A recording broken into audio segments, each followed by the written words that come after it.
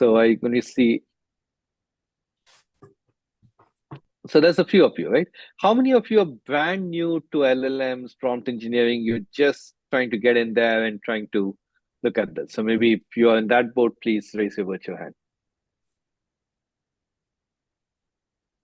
Okay, so there's again some of you who are brand new there. Okay, so what I do is I kind of do it. It's a mixed group that I have here. So what I'm going to do is I'll probably go through the basics of LLM, what LLM is, what LLM is not, how to use that, and what you can do with it. And then I get into a little more details on prompt engineering in this session. Now, there's a lot we can talk about LLMs, and we can definitely have more sessions to talk about other aspects and doing a lot more things with LLMs. But today I focus more on prompt engineering. Along the way, if you have any questions, please feel free to ask. You can either put it in the chat window or just raise your hand, and then I can give you a chance to ask. And um, Gautam, if you don't mind, since I'll be sharing my screen, I may not be able to see everyone's questions. So if you don't mind, if you can monitor the chat and let me Yes, know if yes. there's anything that Yeah, shows. definitely. I'll be able Okay, to do that. Thank sure. you. Thank you so much. Okay, so let me go ahead and share my screen. Um, oops. Okay.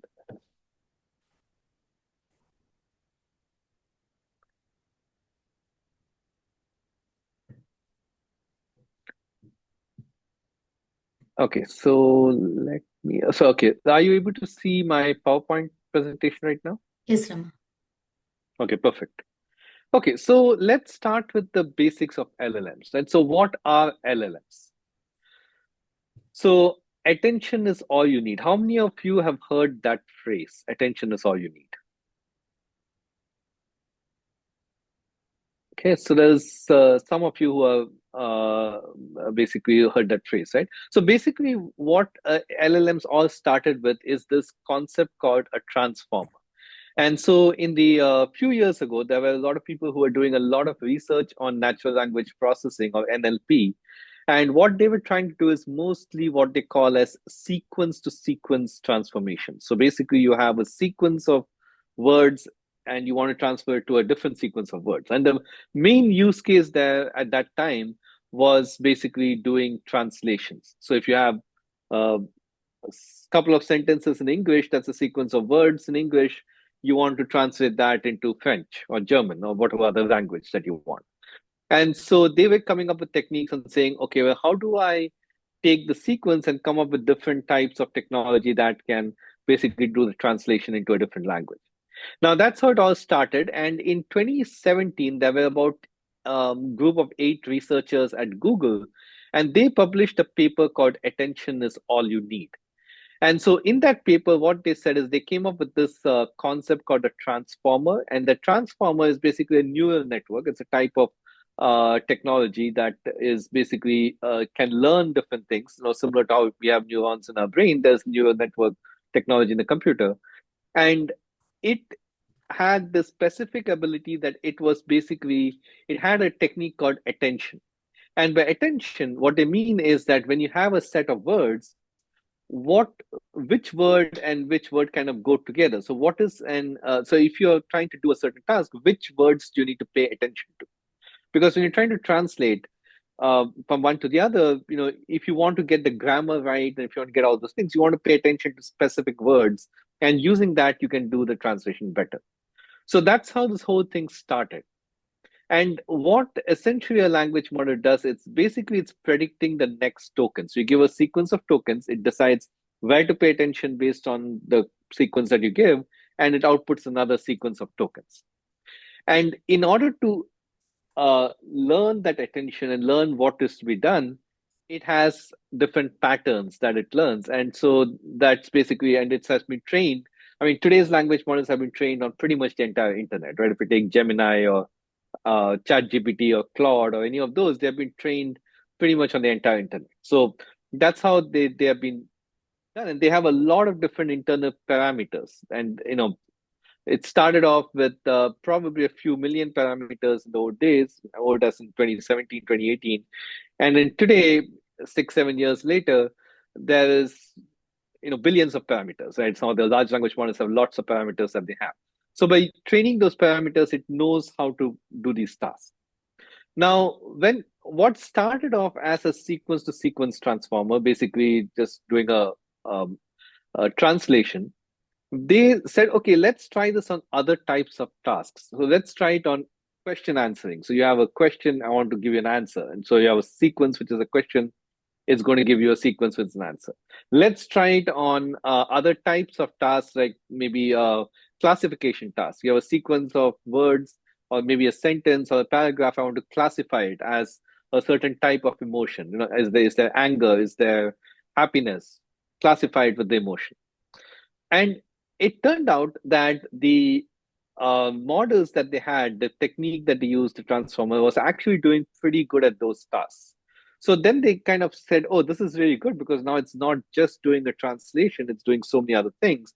And it's able to do generalization and what is known as emergent reasoning. And that's something that has come up in today's large language models, especially because you have so many parameters. What ends up happening is there are so many hidden connections between those different parameters that are there, that which are known as neurons. So there are so many hidden connections between those neurons that the language model is able to do more than what it was trained on. And so that's what they call as emergent reasoning. So in the sense that you might train it on a certain set of tasks, but it's able to take that and do a lot more than what it was trained on. Now, what you need to keep in mind is the language model is still much like an intern. So in the sense that if you have an intern, let's say if you have a company and you have employed an intern and you're trying to tell them to do a certain task, you have to explain to that person exactly what to do. You have to explain and tell them, okay, here's the task, here's how you do it, and give the whole framework and structure, and then they'll go do a good job. Many interns do a good job. But if you just tell them, okay, go do some testing on this feature, they won't know where to start. Right? So a language model is very much like that. You have to give it a structured input. You have to give it instructions on what to do. And when you do that, it will go ahead and execute the task pretty well. Okay, so that's where prompt engineering comes in. Any questions, anything so far? There is none from the chat, but guys, please feel free and then post your question in the chat, or you can unmute and speak and post your question. Sure.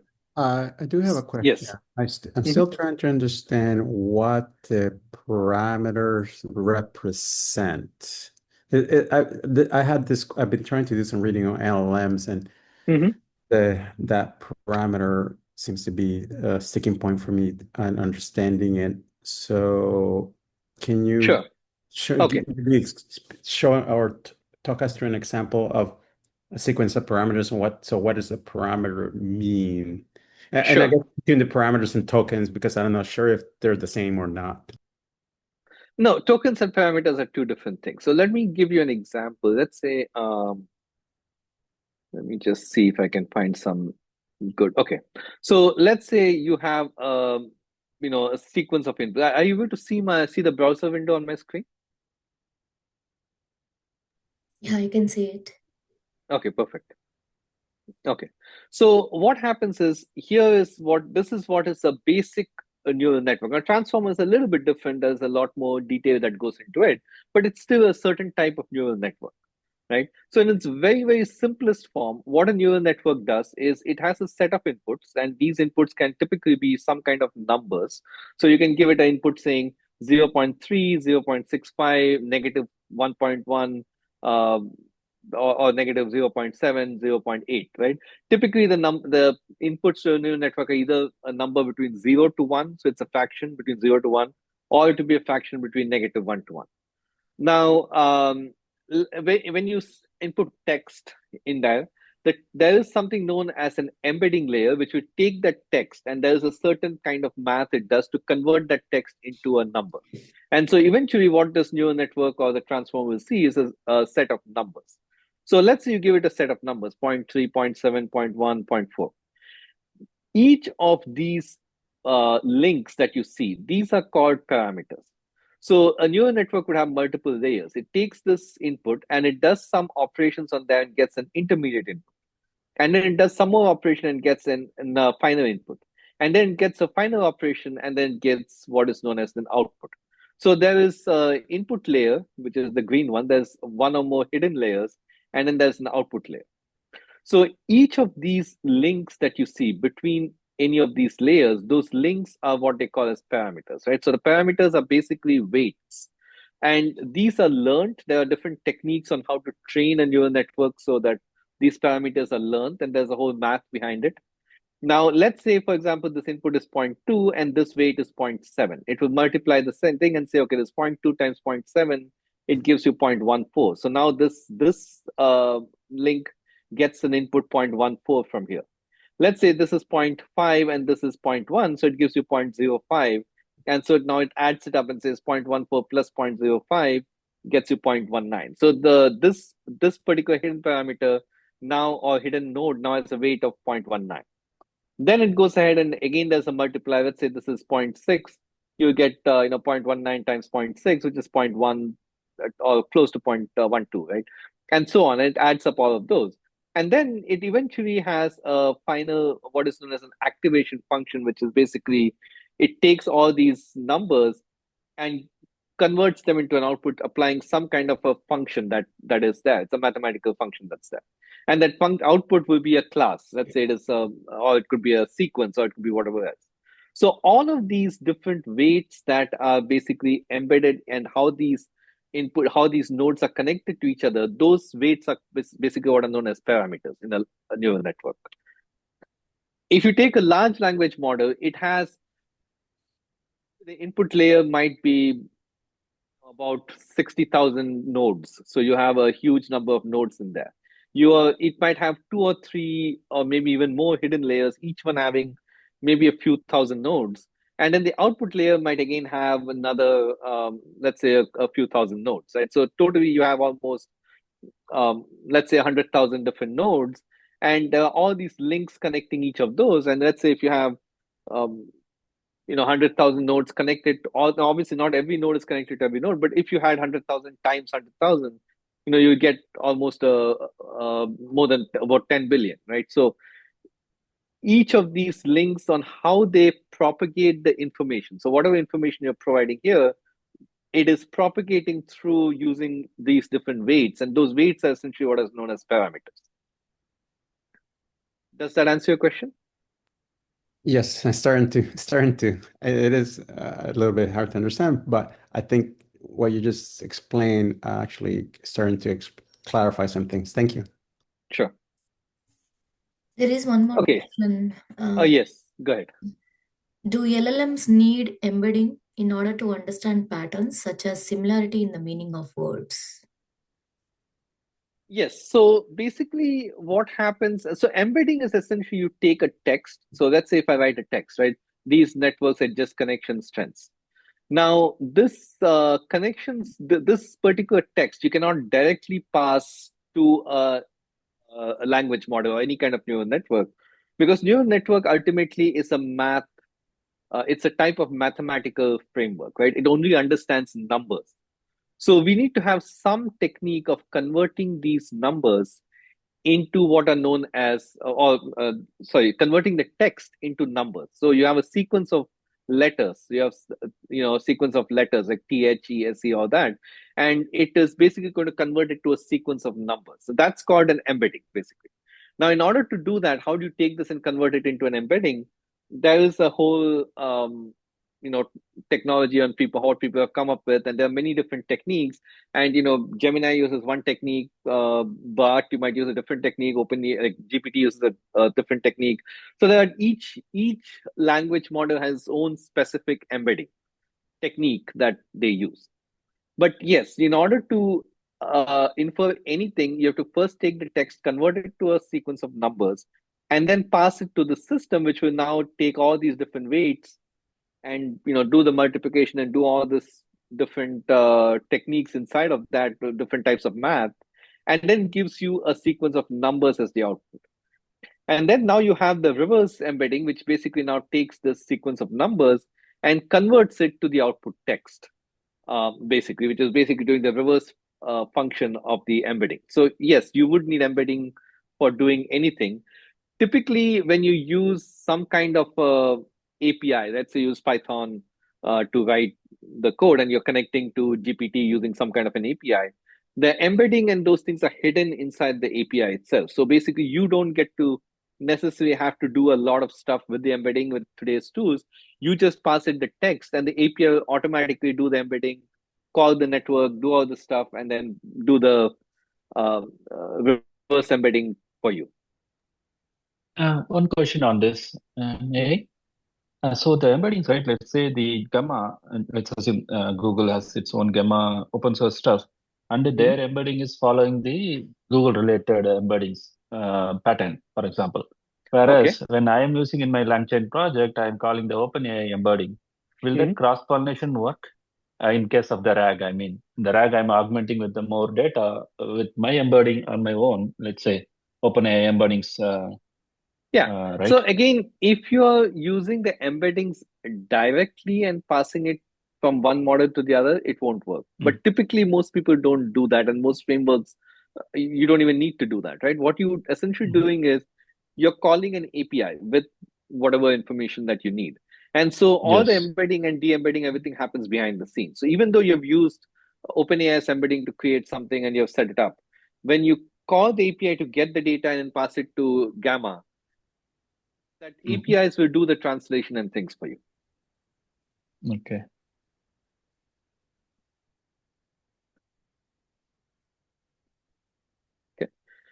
Okay, so this is what an LLM is. Now, what it is not. So LLM is not a database, right? So it's not something where you basically ask, get me this information from a database. It's not a complete database of the internet. It's capturing all the knowledge and capturing those knowledge in what are known as these weights of parameters that it's capturing all the knowledge in. And basically, that's again a whole mathematical framework of how knowledge can be represented in a mathematical way. And so that's what it's doing. It's not really a database in terms of asking any retrievals, right? And if you really want a database, you can use RAG or other techniques that are available that you can augment the LLM with and use a database. It's definitely not perfect. It will make mistakes. It is not going to be 100%. It will hallucinate or do all sorts of things, right? It's not a truth engine. So you want to be very careful what LLM is and what it's not. And they basically follow the prompt literally. So whatever you ask it to do, it will just do that. And that's how the whole technique of attention is designed, so that it's able to follow the prompt and do different things based on that. Okay. So how do you teach an LLM, right? Let's say if you have a neural network like this, typically the way you teach it is you would basically pass it a certain set of inputs. So let's say you take this input, these networks adjust connection strengths, and you convert that to an embedding and you pass it as a sequence of numbers.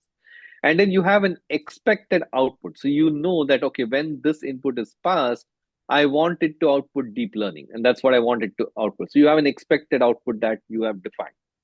And then you go ahead and basically apply that expected output, and you say, okay, when I give you this input, I want you to give me this output. And then there's the whole mathematical framework that we take and say, oh, if I get this input and I want this output, how do I adjust my weight so that when I apply those weights, this is the output I'm getting? I'm getting something close to it. May not be exact, but it feels close to it. And then you do that for another example of input output, and a third one and fourth one, and so on, right? You give it a whole bunch of examples of input output pairs, and you say, okay, given this input, I want you to give me this output. And so what the math does essentially is it is basically taking those input output combinations and it is converting that into these embeddings, into these parameters or weights, right? Where it is saying that when I do this math using these different weights, and if I give you the input, the output will be very close to that, right?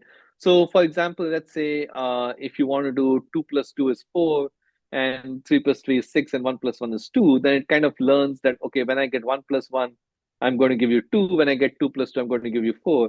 And so when you get 2 plus 3, it might give you something close. It might give you it might give you 4.7. It might not give you 4.9. Or it might not give you exactly 5, but it might give you something close to 5. Right, so the neural network is not perfect, or language model is not perfect, but it learns those embedding using different learning techniques. Self-supervised. Now, if you are, creating, 1,000 input output pairs, okay, great, you can do that manually, right? If you're taking the entire internet and converting it, you cannot possibly do all that manually. So what people have come up with is they have come up with techniques of what are known as self-supervised learning. So the neural network or the language model will automatically figure out how to train itself based on the data it's given. And based on that, it's basically essentially what it's doing is token prediction. So it uses that, and it uses different techniques of learning of how to predict those other tokens, right?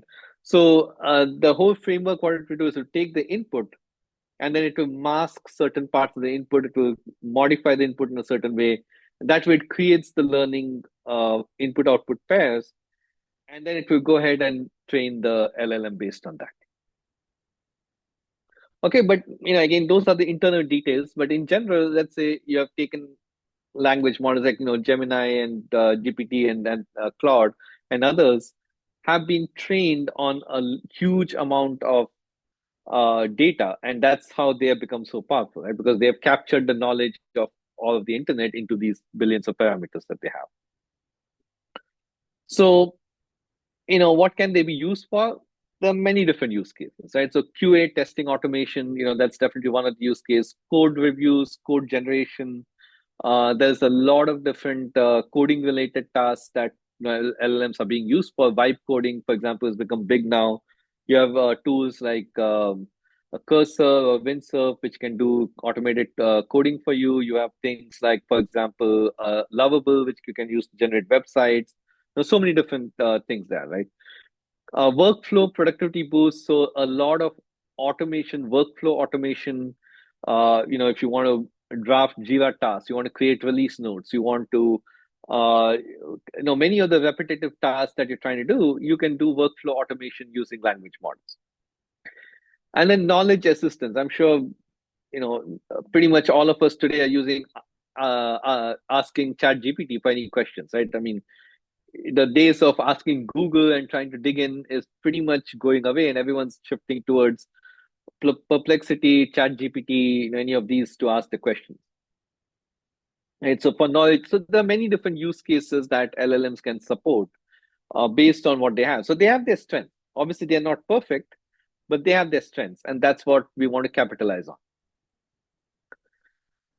So how do you capitalize on the strengths of these language models? And that's where prompt engineering comes in.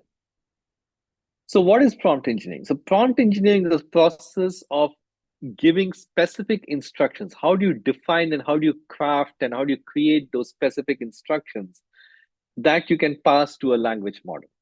And in that instruction that you provide, you are providing a certain set of words, you're providing a certain structure to it, you're providing some examples, all of those that basically get the language model to give you the desired response that you're looking for, right? A well-crafted prompt will give you the right output. The prompt that is not well-crafted, you're not going to get a good output out of it. So that's what this prompt engineering is all about. And why is it important? Because prompts control the behavior of the language model. So if you, we'll walk through a few examples as we're going through this. If you take a language model and give it a very generic prompt, you're not going to get a great output. If you, the output quality really depends on the prompt quality. And so that's where prompt engineering makes a big difference. Okay. So how do you design a good prompt, right? So let's assume that you have some kind of a language model. I'm just going to use ChatGPT here as an example. You can use any language model here. And I put it on as what is known as temporary chat. So basically, in that case, it's not going to use any of the knowledge and everything that I've trained it on. Because ChatGPT is not just a language model, it's an application. And so it has what is known as memory, right? A LLM by itself does not have any memory. It just, whatever you give in the prompt, that's all it gets. But ChatGPT as an application around the LLM has memory. And so whatever I have used and all the things I've done in the past, all of that is basically in the ChatGPT's memory. And so it's able to use that. But with temporary chat, it's not going to use any of that. So let's take an example here, right? So I want to summarize something. So I'm going to take some text that I want to summarize, right? So let me just Let me just pick some. Let me just take this text itself, right? I want to take this and I want to ask it to summarize this.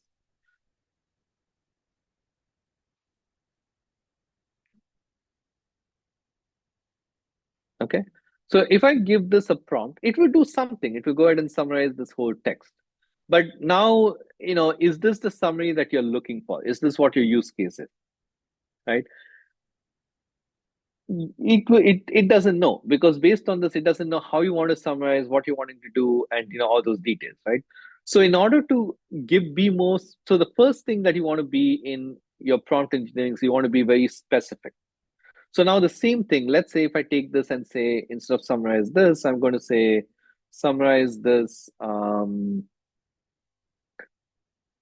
in 5 bullet points, focus on the advantages of neural networks, right? So you can specify, once when you're very, very specific in the prompt, now you get a very crisp summary that is much more, what you're looking for, right? You're looking exactly 5 bullet points, and it's focusing on, okay, what are the benefits? I learn complex patterns, improve automation, and so on. So the very first principle of prompt engineering is you want to be very, very specific in what you're doing, right? Because a generic prompt is not going to get you a good response. So it's, just think of it as an intern. If you're an intern at work, or if you're, kids at home and you want to ask them to do something, you're going to have to be very specific about what the task is.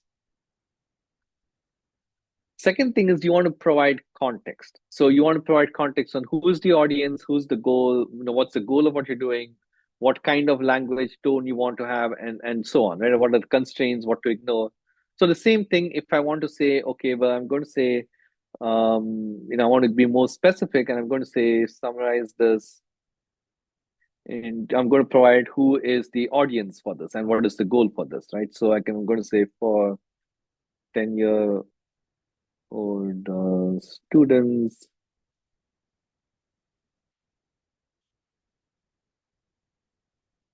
background in computer science, um,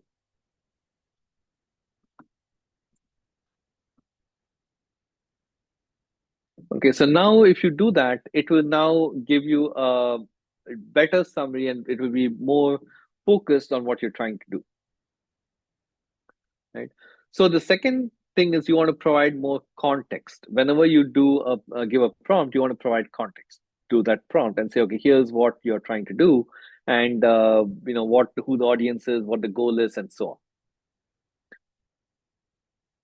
The third principle that you want to do, especially when you're asking a language model to solve a task, is you want to ask it to do step-by-step reasoning, right? And that makes a huge difference. So let's say the same thing, I take it here, and I'm going to say, okay, summarize this. And I'm going to basically say,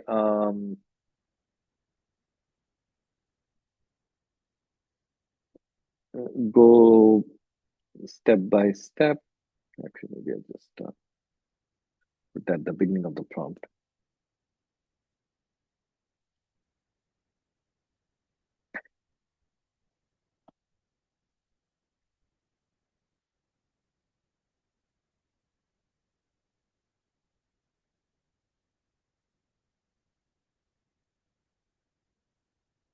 Okay, so now you're giving it a little more explanation, saying go step by step, do this kind of thing. So now it will think longer to use what are known as thinking patterns. But then it will go ahead and also give you these explanations and other things that it's trying to do. Right? And this is probably a much simpler task. Probably this is not going to be a huge thing, but especially when you get to more complex tasks and domain specific tasks, these kind of using a step by step approach, giving examples, those kind of things are going to make a huge difference. Right? So if you see here, it's not just giving these bullet points, also gives you a reasoning of why it did that. And now it gives you more context saying, oh, I have this reason. Now let me go ahead and make other adjustments to this, any changes that you want to do. Just to confirm, you are able to see when I switch back and forth between the slides and ChatGPT, right?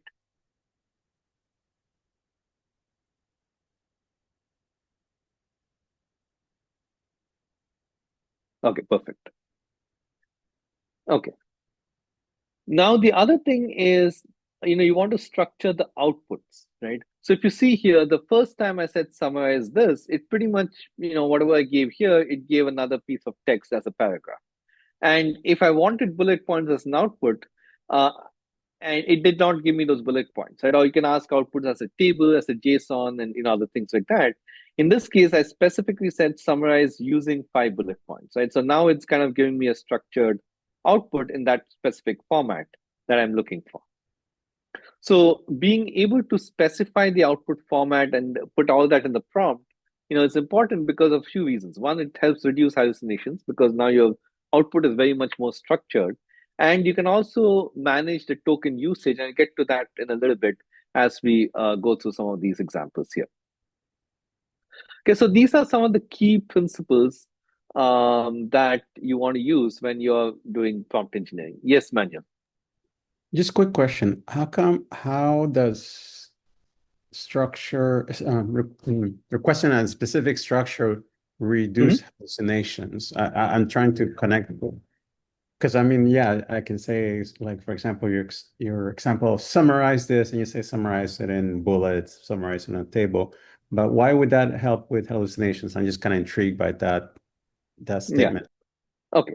So it's not, I mean, hallucination probably is a kind of a very loose term in this context. But let's say, for example, you want to output this as a JSON and you want a specific JSON output. And so I'm going to put this here and I'm going to say, summarize this and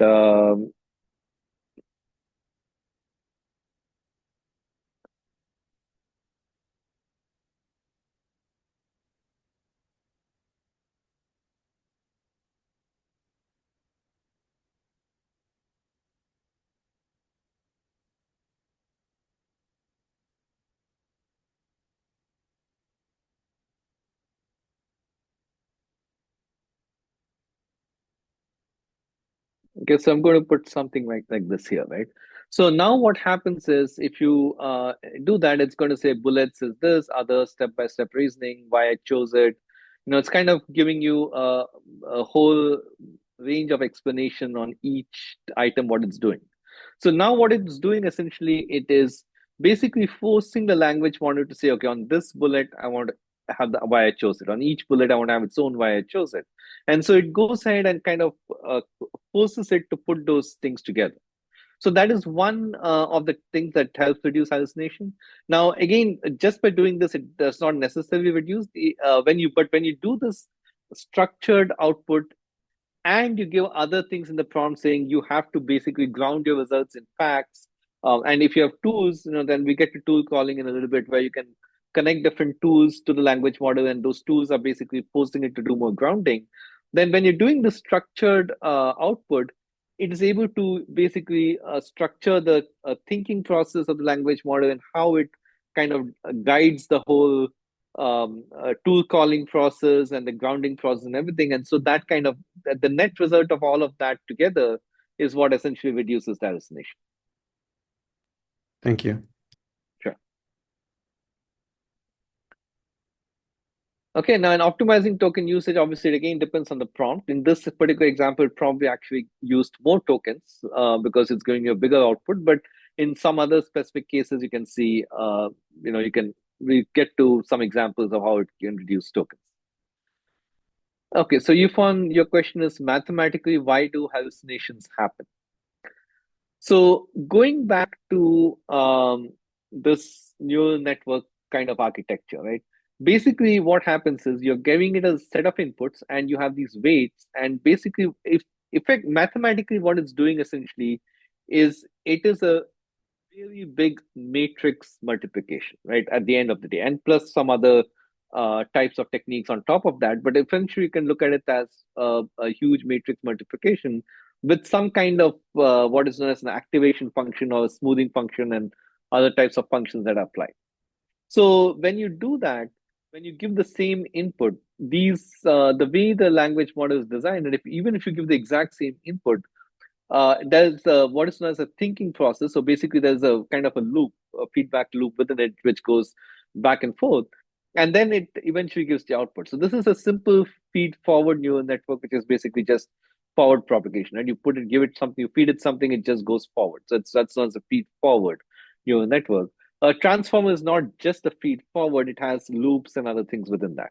So when those things happen, and you're trying to do different types of matrix multiplication and those weights, you're not going to get the exact answers. Because of the way it is structured, and based on which of these parameters are getting triggered, in the math behind it, and how these activation functions are applied and all that. So because of that, what happens is, even though the knowledge is captured, it may not always activate the right set of parameters and get the exact knowledge that it's doing. And the other thing is, the way the typical language models have been trained is that they have been trained saying, given an input, always give an output, right? And so they have been trained to more make sure that they give some kind of an output which is matching that. So they're not always going to look at what are the facts. They're going to look at, well, given this input, does this output look reasonable? Is this output something that makes sense just from an English language perspective, not necessarily from a facts perspective? And so because of that training, something might look great from an English language perspective, right? So let's say I say something like, explain what a neural network is, and I might say a neural network is a simple system that basically talks to the ocean and gets some answers back from the ocean. I don't know. You can say something. From an English language perspective, it might make total sense. But if the training of the language model is not done right, and if these activations are not happening correctly, the language model is not going to pay attention to that. And so the attention aspect will say, oh yeah, this is looking good. It seems like a decent answer. Let me give this. It's not necessarily paying attention to what are the facts in that particular thing, because it's only paying attention to words. It's not paying attention to concepts, right? And that's why we do techniques like grounding, in order to make sure that you're reducing hallucinations. But this is the reason why hallucinations do happen from a mathematical perspective.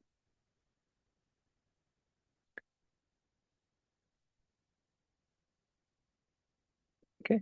So now these are some of the techniques that principles that we talked about, right? Be specific, provide context, step-by-step reasoning, and structure the output, right? Now, let's look at certain patterns of prompt engineering. So there are many different patterns. These are a few I've taken, and within the chain of thought React itself, there are a lot of sub-patterns that people have come up with. And I won't get into all the details, in the interest of time, but we'll go through a few examples, right? So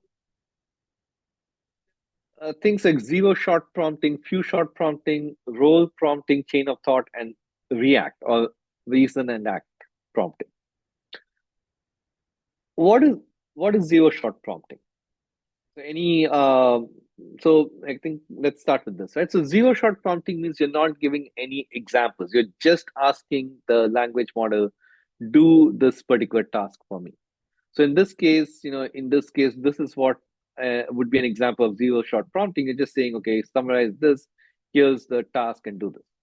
Even here, I'm not giving any examples. I'm just saying summarize, but summarize in 5 bullet points, or summarize for 10-year-old students. Yes, I'm giving some more context, but I'm still not giving any examples, or I'm not asking it to do it as a certain role. So all of these examples that we looked at are basically examples of zero-shot prompting, right? Basically not giving any examples to the language model, and you're just defining the task and asking it to do something.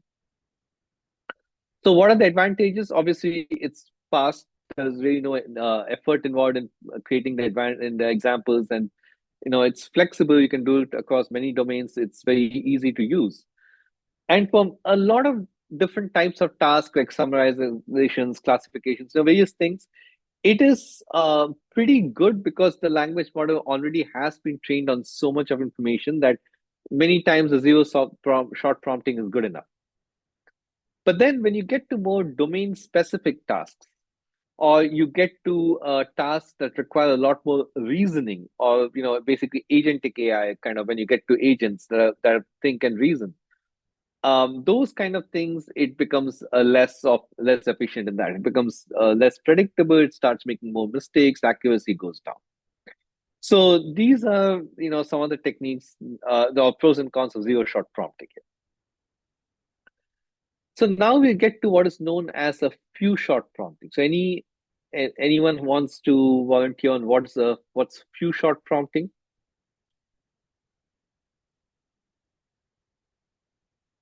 Yeah, give an example. Hey, for this question, this is an answer. So give some samples so that it will learn from the Q&A and then give the answer for the way you want it for the future questions. Exactly. Perfect, Raj. So basically you're doing is essentially you're giving a few examples, right? Usually just 2 or 3 examples, up to 5 examples, generally speaking, are good enough. And what it does essentially is that it obviously increases the accuracy because now you have specifically said, here's a few examples that I'm giving. And it also improves the consistency in the formatting and other things because now your examples can be formatted in a certain way.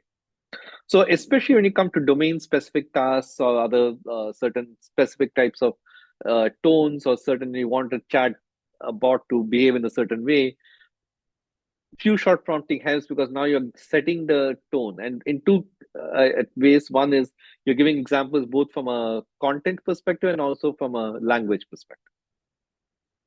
Obviously, it does require more tokens because you're going to put those examples in the tokens. You have to come up with those examples, you have to put in some effort into it. And if your examples are too narrow, you might have a problem that the model will overfit and will kind of try to get too close to that. So there are again pros and cons. And so depending on the use case, you might want to pick which one you have, right? So there's questions. How do we ask the LLM to retain examples in few shot prompting? So basically, the question is, how do you ask the LLM to retain the examples? And you have to define it in the prompt, right? When you're creating the prompt, you have to specifically say, okay, retain those examples. Make sure if the input is one of the examples, then you specifically give the same output back. So all of those has to be written in the prompt itself. So let's take an example here of a few shot prompting, right? So let's say, your thing is your presentation rack structure and you want to write this in a positive support tone. So let's say if I just say, if I do a 0 shot prompting, let's see what happens. When I take this and I give this and then I say, your presentation lacks structure. I'm just going to give that, and that is a 0 shot prompting. So now if I just ask it saying rewrite the following text in a positive supportive tone, it comes up with something, and it's good. It has come up with something that is there. But let's say if I wanted to specifically write it in a certain tone and I want to make it in a certain way, then I can basically say, I can give it an example saying, here's your example, here are the outputs. And I can go ahead and say, given that, now you go ahead and rewrite. Now in this case, I'm just giving one example. But when you give this, if you can see here, the output that you got here, presentation is great foundation with a bit more structure, can go clearer. Now it has some strong ideas. So it kind of, the tone of how it has answered the question is going to be very similar to what you provided in the example, right? So it's not necessarily giving a different answer, but it's giving the same thing in a different way. Now, if I want to do the same thing, if I say that, well, I'm going to basically say, I'm going to give it back the same thing that I gave it as an example. And so to answer the question of how do you retain the examples, if I send this here, it doesn't necessarily give you exactly the same thing, right? Here it says your report raises thoughtful points. Let's clarify a few areas. Now it gives you similar things, but it's giving you a different wording. If that's not what you want, if you specifically wanted to retain what it is exactly, then you would have to put that in the prompt. And so what you would basically say here is, if the input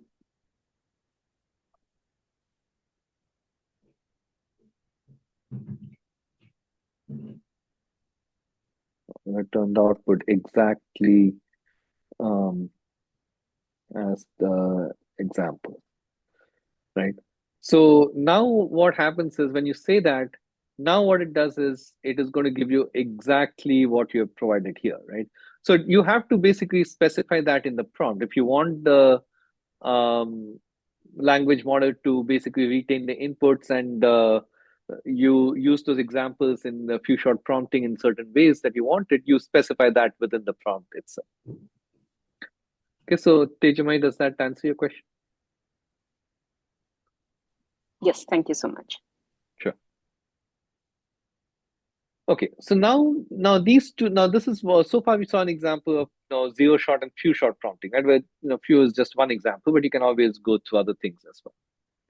Then there's something known as role prompting, and role prompting basically what it does is it kind of you tell the model that you are playing a certain role. So you are a math tutor who is teaching 5-year-old kids math. So once you define that role, based on all the learning the language model has, it is able to basically associate that role with certain type of information and certain data that it comes out, right?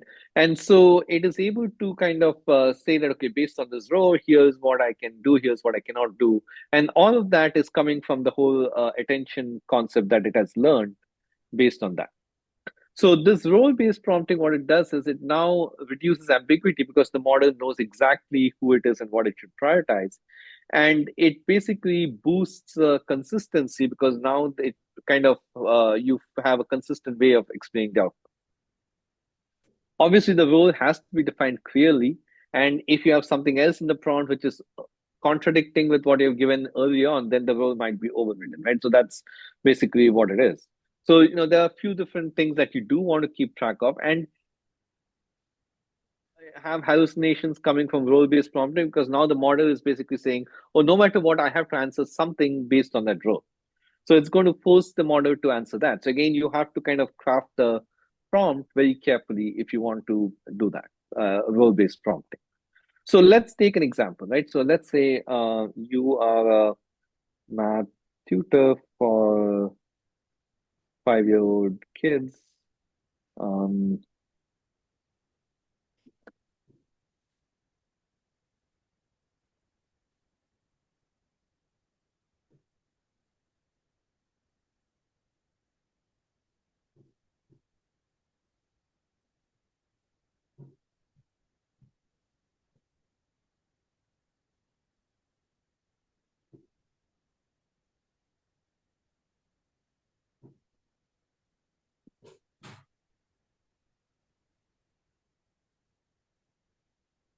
Okay, so let's say if you ask it a question like this.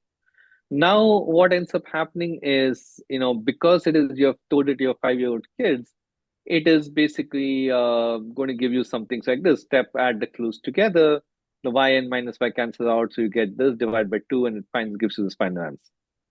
The same thing if you change the role. Let's say if I say that for 15-year-old kids. Now what it does is it might give you a different way of doing the same thing. So the output is basically the same, but it's kind of gearing the output towards a different role where now it's basically now looking at middle school kids instead of doing the same thing for elementary school kids, right? So basically the way this is doing it is obviously going to change based on what role you provide. So you have to be very specific about what role you're providing, and sometimes you want to use this in combination with few short prompting. So you're giving the role and you're giving some examples in terms of how to answer that question.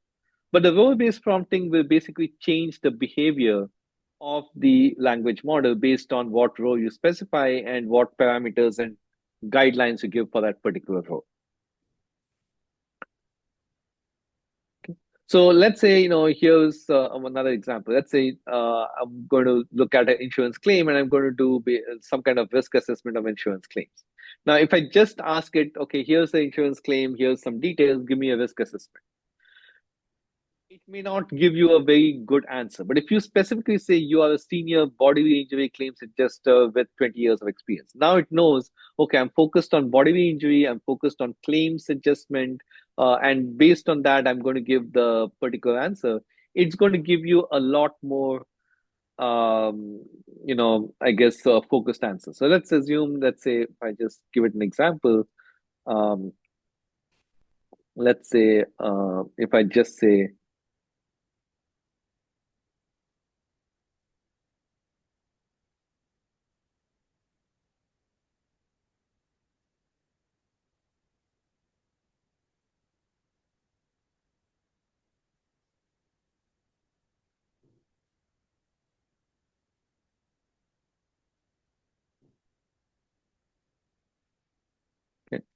So now it kind of gives you back a certain type of risk. And in this case, it might be a simple example. Maybe it does it reasonably enough. But just by looking at that one sentence, a painter fell from the ladder, injured his head, it might say, okay, there is a high risk, there's likelihood of further harm is moderate to high, environmental risks are moderate, urgency is rating is high, and overall rating is high. Now, if I give it specific role and ask it a prompt based on that, and then ask it to assess the same insurance claim.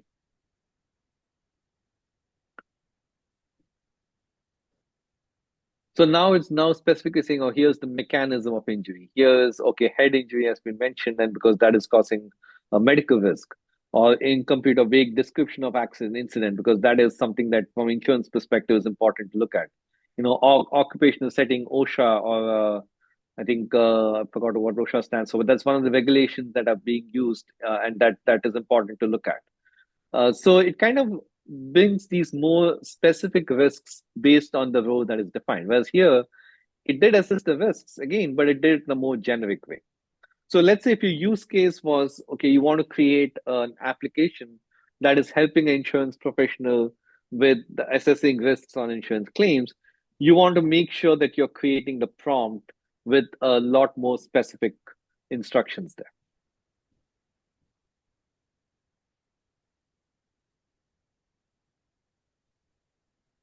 Okay, then there's something known as chain of thought prompting. And chain of thought prompting, basically what you're saying is you're asking the model to go through a chain of thought. So ask it to note down what it is thinking, why it is thinking that, and what it is doing. Now, it gives you much higher accuracy, especially if there's a task that involves reasoning. So let's say if I want to take the same task and I'm going to say, so assess the risk indicators in the following claim and give it a risk score between 1 to 10, right? Now it will go ahead and it will give you what is the risk score. It gives you all of these things, and eventually it will calculate a risk score and to come up with some number. Again, there is overall risk score that says it's 10 out of 10, right? Now the same thing, if I take this and give it, modify the prompt a little bit. Let's say if I go here, and I'm going to give it a chain of thought prompting here, right? So what I'm going to say is walk me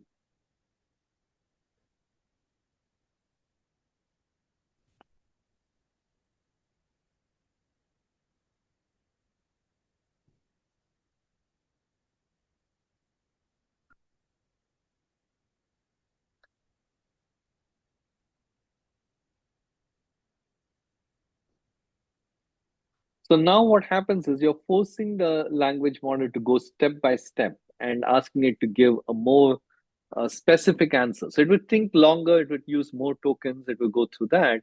And it will kind of look at things it's doing. It will basically look at and think, here's how I would look at it as a senior BI adjuster. It says overall the score is 9 out of 10. And then kind of gives you what is the approximate weight for each factor, how it's weighting those factors, what it's doing, and then how it is calculating all of those scores. And it also gives you what is the impact on the score, what it's doing, right? So it gives you the whole chain of thought and how it is putting all of this together and how it's calculating the score. Now, in certain use cases, like for example, if you want to say, you know, again, taking this insurance example, if you just say, well, give it a score, it will give you a score, but that score might not mean anything. Whereas this chain of thought is going to help the insurance adjuster a lot more. And also, it is kind of forcing the model to look at these different factors. So let's say if it did now, if say, okay, you know what, functional impact should have a higher weight. So if I can go back and say functional impact should have a weight of 40%, right? Now you can kind of adjust and modify what the thing is doing. And so previously it was 15%, now it is doing 40%. It's going to make those changes, and it goes ahead and does the calculation again and comes back with, okay, now this goes 8.55 instead of 9 out of 10, right? Or it rounds it to 9 again, but it kind of gives you this whole thing. And this helps in a lot of various things in terms of how it is doing these calculations.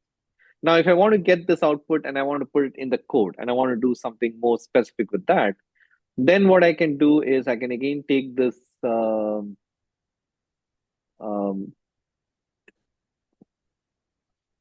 I can format the output, right? So output the final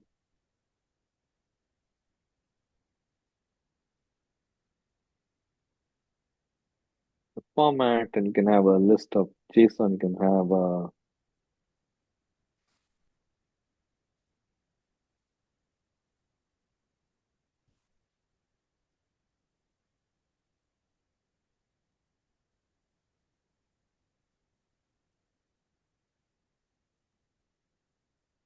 so now you kind of specifically say, I want to have only this output, I don't want anything else.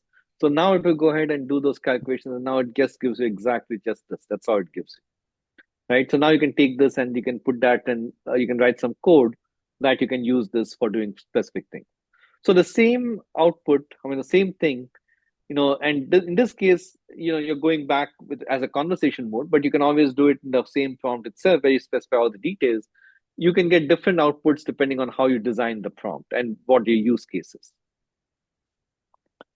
So that's chain of thought prompting. And here we looked at what is now called as react prompting, or reason and act. And so here it is doing the reasoning, and then it's doing some acting where it's basically creating a specific JSON.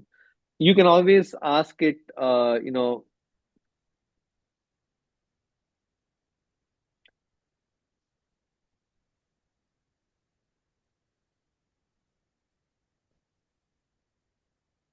right? So now in this case, you'd have to connect the tool. Obviously, in this case, I don't have a tool connected, but if you create a tool, then it will basically try and connect to the application. Now, right now, I don't have the app.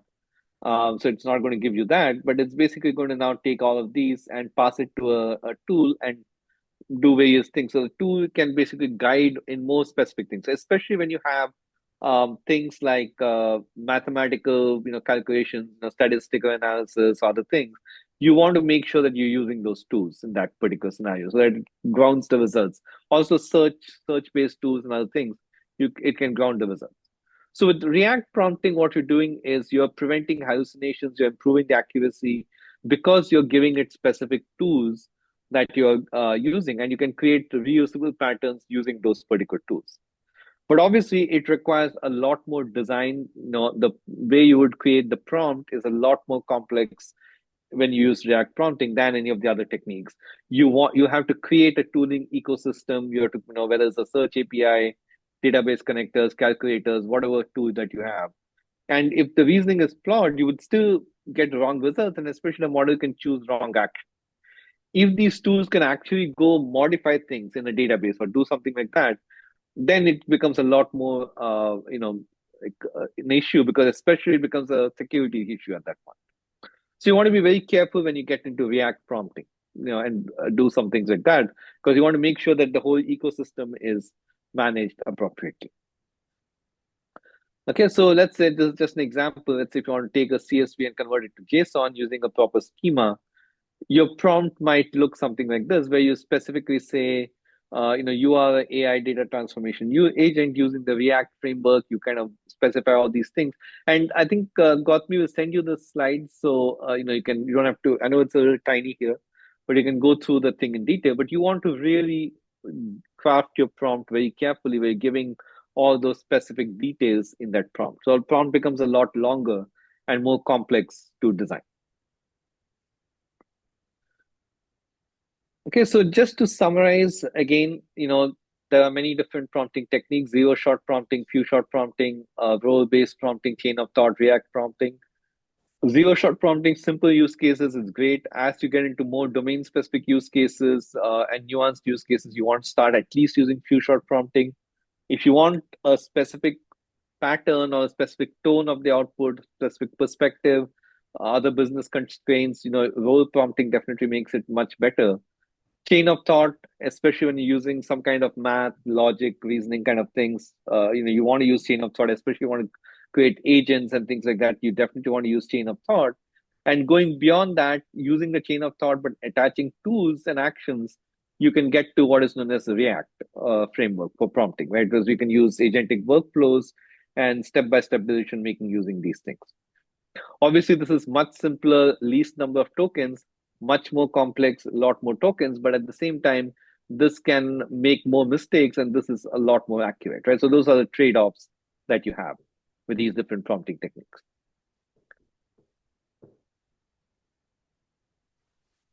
Okay, so Manu, I think your question is, has anyone here taken a prompt engineering class that they can recommend? I don't have a specific recommendation on that, but if folks have, then feel free to. I mean, hopefully this is giving you an initial flavor of that, and definitely if you want to drill down more detail, I can work with Gautami into getting into a lot more detail. I mean, today, based on the time we have, this is more of an introductory class, but I can get into more details if needed at a later point. Yes, Manu. Oh, yes. Yeah, sorry. That question was for everybody else. I know, yeah, I didn't want to bother you with that kind of detail. I appreciate you trying to answer it. But yeah, because my personal experience right now is like, I don't know where people are learning things for sure and taking like prompt engineering classes and LLM classes, Mm-hmm. So I'm just kind of like taking a survey of what Sure, people understood. have Okay. liked. That's why I posted the question. But since I have your attention right now, Mhm. I heard a term. I don't know if it's actually a real term, but it's called. But I liked it. It was called like skeptical prompting. Okay. Like supposed to kind of almost ask the AI itself, like, are you sure this is a truthful? So kind of Mhm. to avoid or try to, yeah, counteract hallucinations because actually I've been myself has sometimes gone through issues and like helping with programming where sorry for the background noise. I've been going through oh sorry prompt engineering, like coding and I've been asking an AI to, can I do this? And it says, oh yeah, you do this and this and this. And then 3 hours later, it's like, oh no, you can't do that. Yeah, no, I agree. I agree completely. So the same thing, right? Now when you go here, obviously it says I don't have access to these scores are 8, 9. I can always ask it back saying, um,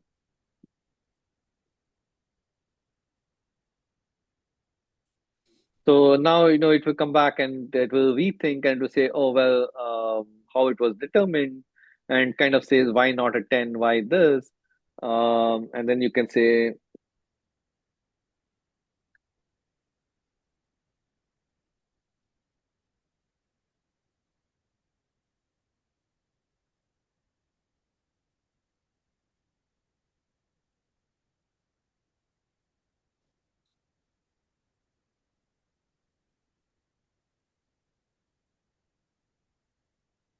so now you can kind of go back and forth, and if you ask it the question, what it would be is now it says, okay, you're absolutely right. It treated the score 9 as a high severity, and then it kind of goes and recalibrates, and it goes ahead and says, okay, based on that, I'm going to revise the score to a 6 instead of to a 10, right?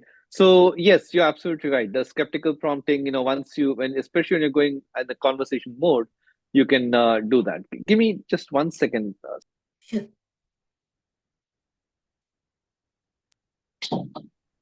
Sorry about that. Okay, so yes, absolutely, Emmanuel. I mean, the prompting makes a huge difference, right? Going back and forth and trying to do this prompting, and especially when you go back and ask it questions, it will. And a lot of times, a language model will very confidently tell you something, and if you go back and ask it the question, then we go back and say, oh, you know what? Yes, you're right. I'm going to reevaluate and to go ahead and reevaluate things. So yes, absolutely, you want to make sure that. You do the skeptical prompting as well in terms of making sure that you're getting the right answers and it's not hallucinating. There is another question. Hmm? Yes. Any recommended tool that can grade our prompts that we write on level of reliability on the LLM output? Not that I know of. In terms of grading the prompts, I don't really know of any good tool. But what you can do is you can ask the LLM itself a lot of times to come up with a prompt, and you can compare LLMs against each other. So you can ask, do a prompt in Chat GPT, you can go back to Gemini and say, okay, grade this prompt for you, and go back and forth. So that usually helps where you're basically giving those things. But eventually, you want to make sure that your end goal is very, very clear, right? And you are specifying what the end goal is, because that's what it will use in order to grade the prompts. So I don't know of any specific tool, but you can use those kind of techniques. And ultimately, it's more of experience. Like the more you keep doing it, it's basically English, right? You have to explain a lot in English. It's not like coding. Coding is a very different type of structure. This is more English explanation. So you have to just keep practicing on how you can get the language model to understand and respond back in the way that you need it.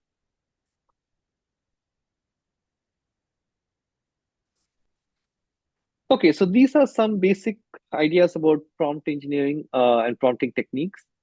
Avoiding hallucinations, we also did talk about a few techniques here. One is, for example, you want to do skeptical prompting. You want to make sure that it is grounded, and you can ask, basically now you can also say, specifically, you can ask it to,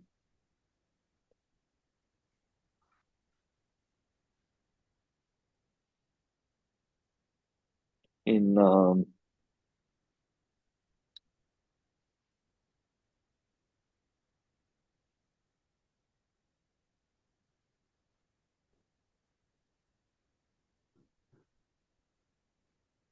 you can make sure you cite your sources.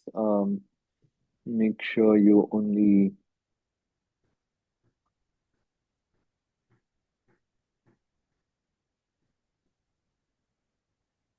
So now when you specifically say that, what it does is it will now go ahead and search the web. It can go search and comes back and says, okay, qualitatively, I can get these things. It will give you the specific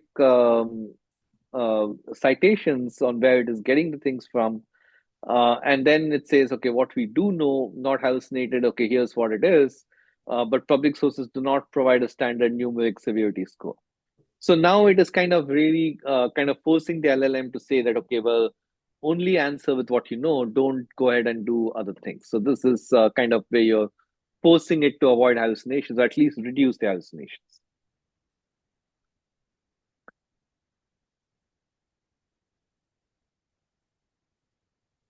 Okay. And output formatting, we saw an example of how we did the output in bullet points in JSON. There are also frameworks. If you use LangChain or Pydantic with Vertex AI, with Gemini or other things, there are different frameworks that can help format the output and force the output to be formatted in a certain way. So if you're into programming, then you can use some of those things. Okay, so kind of getting towards the end, but I just wanted to end with a couple of things.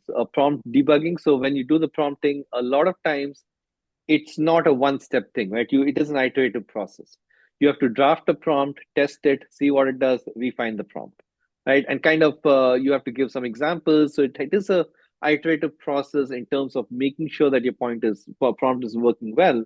So as an example, let me give you, like, for example, in our company, one of the things we did was we have to um, summarize demand letters that are basically demands coming from the attorney, right? So in insurance claims, an attorney might send a demand saying, my client was hurt by your carelessness, and I demand that you pay me $5 million.